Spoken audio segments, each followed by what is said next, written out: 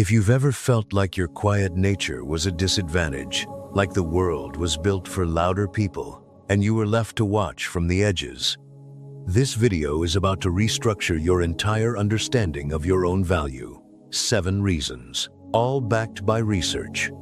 All going to make you see introversion not as a limitation, but as an unfair advantage you didn't know you were carrying. And reason number 5 is going to fundamentally change how you think about the connection between silence and attraction, because it involves a neurological mechanism that introverts have and extroverts literally do not. Reason 1. The scarcity of your words makes them worth more. Let me introduce you to a concept from behavioral economics that has a direct, measurable impact on interpersonal attraction. It's called the scarcity principle. And it states, simply, that things perceived as rare are automatically valued higher than things perceived as abundant. This principle governs how we value diamonds over glass, limited editions over mass production, and, critically, how we value words from someone who doesn't give them freely over words from someone who gives them to everyone. Extroverts talk a lot to everyone about everything. Their verbal output is constant, generous, and widely distributed. And because of that distribution, each individual statement carries less psychological weight. Not because the content is worse, because the supply is endless. When someone talks to everyone, being talked to by them doesn't feel special. It feels standard, expected, baseline. Now consider what happens when an introvert speaks. The room shifts, people lean in, attention sharpens. Not because the introvert raised their voice, not because they demanded attention, but because everyone instinctively understands that this person doesn't speak unless they have something worth saying. Their words are rare, and rare things command attention.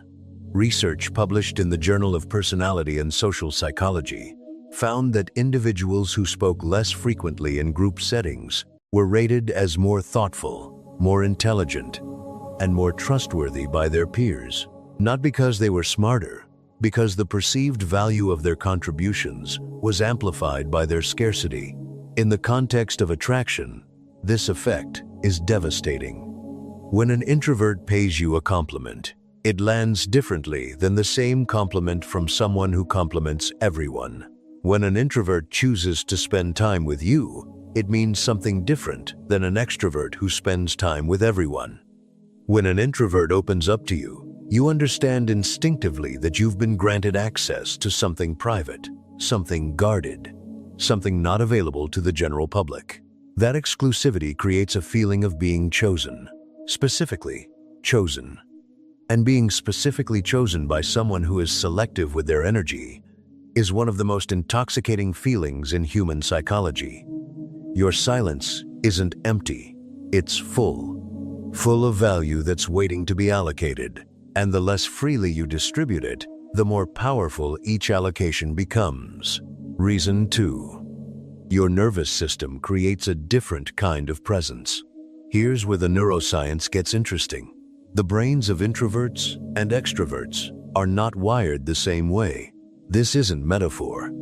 This is structural, measurable, neurological fact. Research using PET scans and fMRI imaging has shown that introverts have higher baseline levels of cortical arousal. Their brains are already running at a higher level of internal stimulation, which means they don't need external stimulation to feel engaged, alert, or alive. Extroverts, by contrast, have lower baseline arousal. Their brains are understimulated at rest, which drives them to seek external input. More people, more noise, more activity, more stimulation to bring their internal state up to a comfortable level. Now, here's what this means in the context of attraction and presence.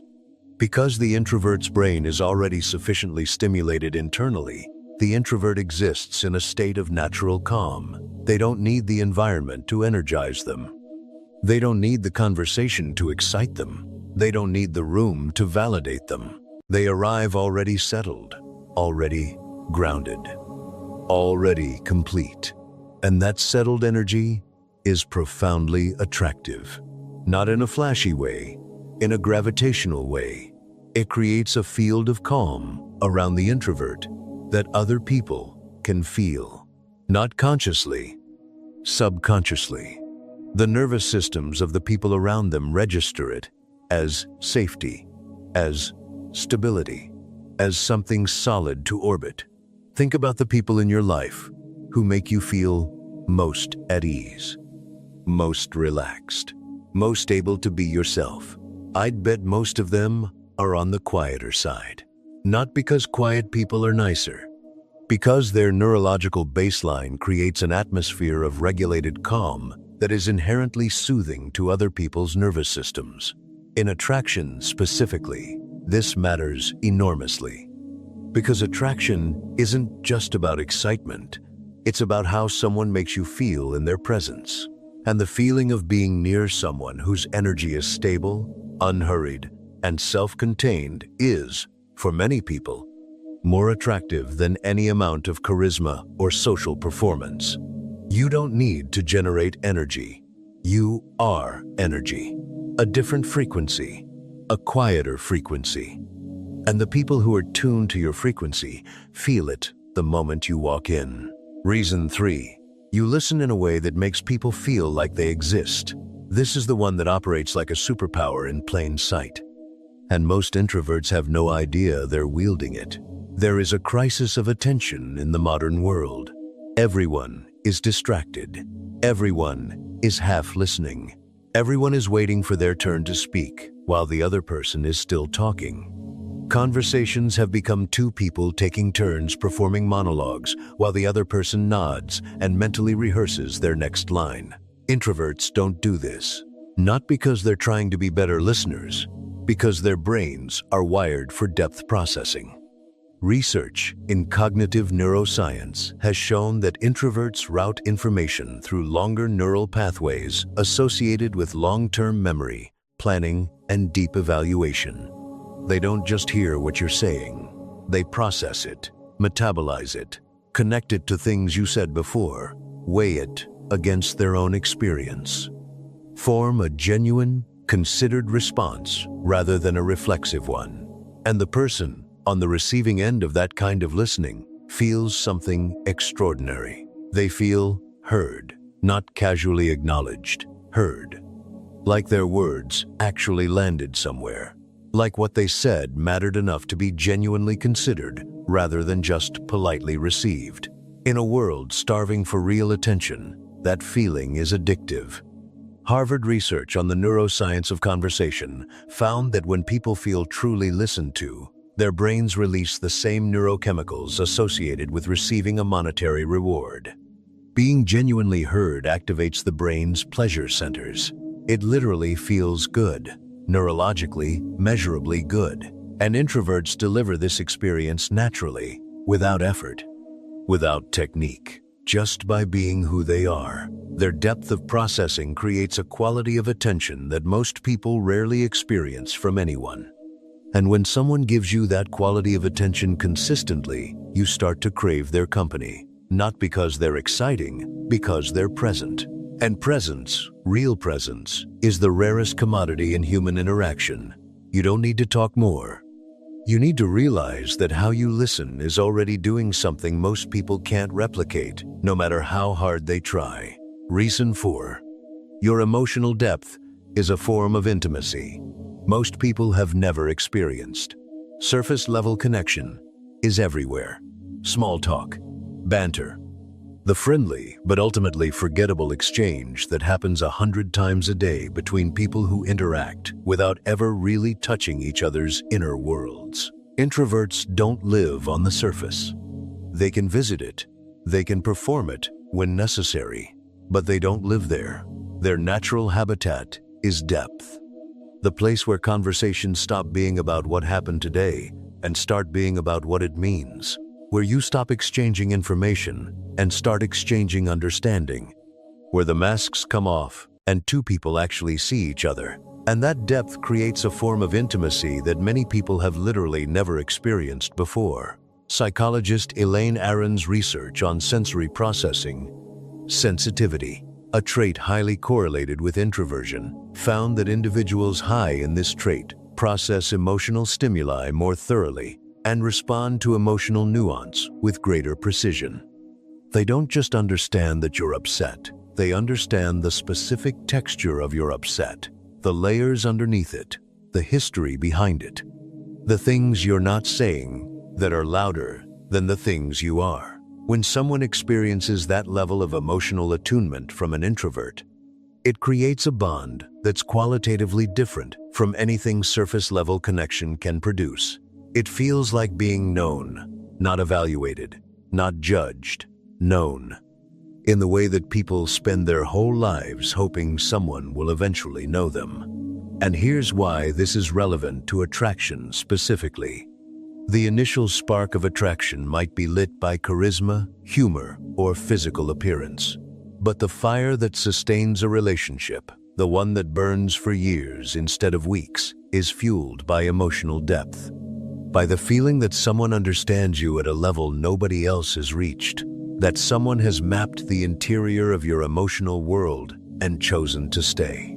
Introverts build that fire naturally, not by trying, by existing at a depth that most people treat as a destination, but introverts inhabit as a home. Reason 5. Your brain produces a chemical advantage in connection. This is the one I told you would change how you think about silence and attraction. Because this reason isn't about behavior, it's about chemistry. Literal brain chemistry. Research published in Frontiers in Human Neuroscience demonstrated a fundamental difference in the dominant neurotransmitter pathways of introverts versus extroverts. Extroverts are more driven by the dopamine reward system. They seek stimulation because dopamine rewards them for external engagement. More people, more activity, more novelty equals more dopamine equals more pleasure. Introverts rely more heavily on the acetylcholine pathway.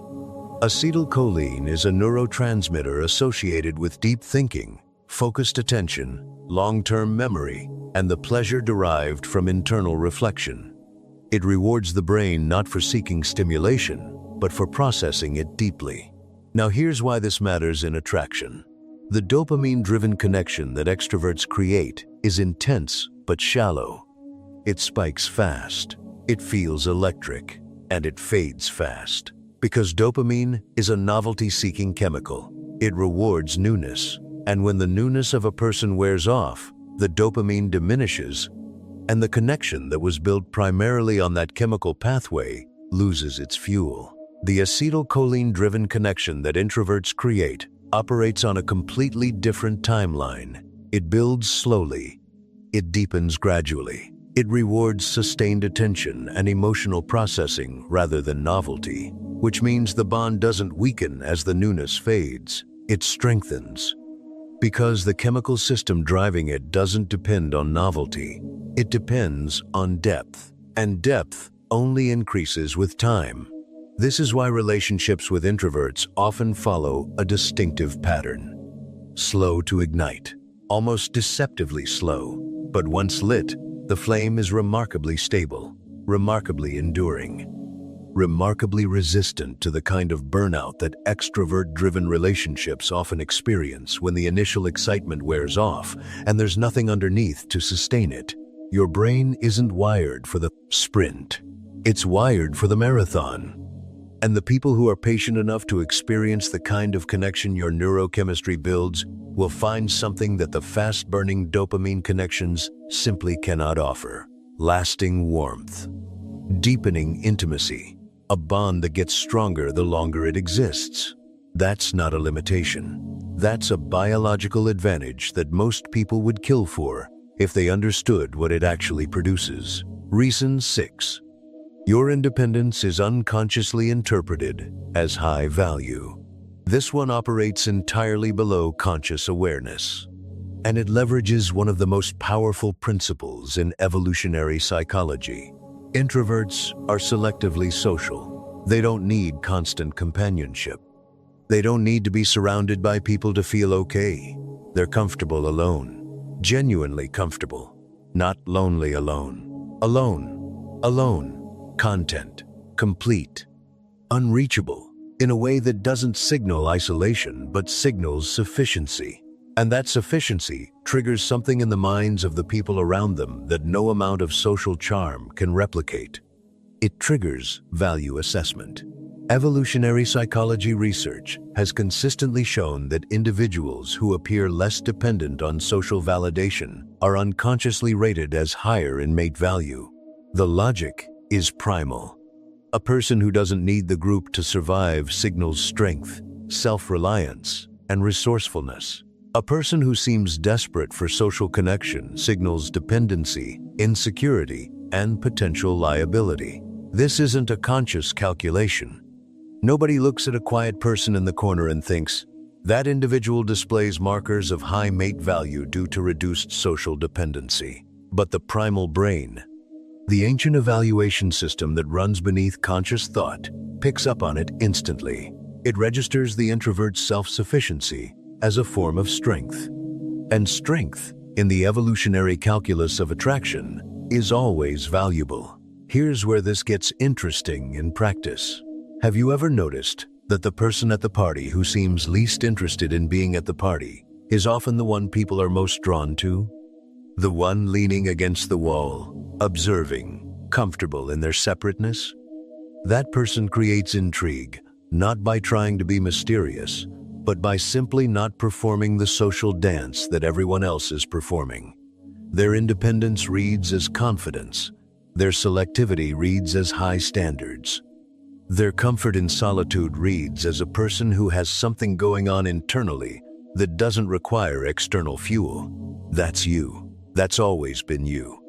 The part of yourself you thought was socially disadvantageous is the part that evolutionary psychology identifies as genuinely, measurably, biologically attractive. You don't need to join the crowd. The crowd is already watching you from the corner of its eye, trying to figure out why it can't look away. Reason 7. You create space for people to become who they actually are. This is the final reason, and it's the one that goes beyond attraction into something more profound. Something that explains why the deepest, most meaningful, most enduring relationships often have an introvert at their center. Most people, in most social interactions, are performing, playing a version of themselves that they think the situation requires. The funny version, the confident version, the agreeable version. The version that laughs at the right moments and says the right things, and never lets the mask slip long enough for anyone to see what's actually underneath. Introverts create a space where the mask becomes unnecessary, not through anything they say, through what they don't do. They don't fill every silence with noise, which means silence stops feeling uncomfortable and starts feeling like breathing room. They don't judge quickly, which means vulnerability stops feeling dangerous and starts feeling possible. They don't compete for attention, which means the other person stops performing and starts existing. Actually existing as themselves, without the filter, without the edits, without the constant low-level anxiety of wondering if who they really are is acceptable. That space, that quiet, accepting, non-performative space that introverts naturally generate, is something most people experience so rarely that when they find it, they don't want to leave. Research on relational depth in psychology has found that the single strongest predictor of relationship satisfaction isn't shared interests, physical attraction, or even communication skills. It's the degree to which each person feels they can be their authentic self with their partner. The degree to which the relationship provides a space free from performance. A space where you are known and accepted exactly as you are. Introverts don't just participate in that space, they create it by their very nature, by their calm, by their depth, by their willingness to sit in silence without making it awkward, by their ability to see people clearly without making them feel exposed, by the simple, radical act of being a person who doesn't need you to be anything other than what you are. And that, ultimately, is the deepest form of attraction that exists. Not the kind that makes someone's heart race, the kind that makes someone's heart rest. The feeling of being with a person who lets you put everything down, every mask, every performance, every exhausting version of yourself that you built for the outside world. You let people put it all down, just by being who you are. And when someone finds that in you, they will hold on to it with everything they have, because they know, from years of searching, how rare it is to find a person who makes you feel like being yourself is finally, permanently, unconditionally enough. The world will keep celebrating the loud ones, the charming ones, the ones who dominate rooms and command attention and never seem to run out of words. Culture will keep telling you that those are the people who win, the ones who shine brightest, the ones who attract the most, the ones who matter. Let it.